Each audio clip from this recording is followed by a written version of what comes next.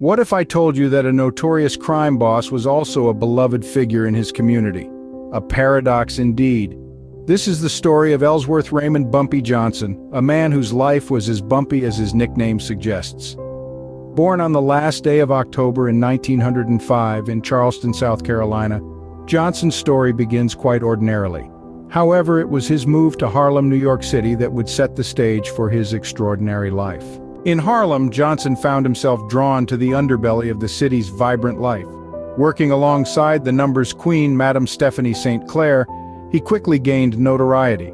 But it wasn't just his association with St. Clair that built his reputation.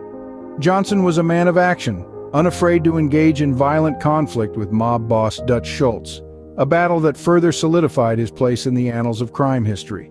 However, Johnson's life wasn't all about crime and conflict. He was also a family man married to Mamie Hatcher, with whom he had 2 daughters.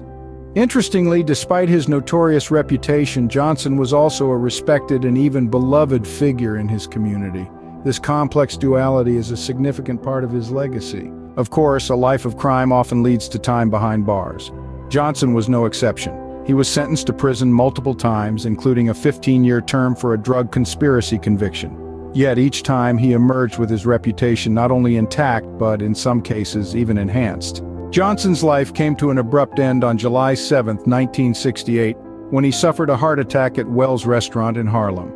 His death marked the end of an era, leaving a legacy that continues to fascinate crime story enthusiasts to this day. In summary, Bumpy Johnson was a man of contrasts. A notorious crime boss, a family man, a respected community figure. His life was a series of tumultuous events and turning points, from his move to Harlem and his association with Madame St. Clair to his violent conflict with Dutch Schultz and his multiple prison sentences. His death marked the end of a fascinating journey, but his story continues to captivate us, a testament to the enduring intrigue of his life and legacy.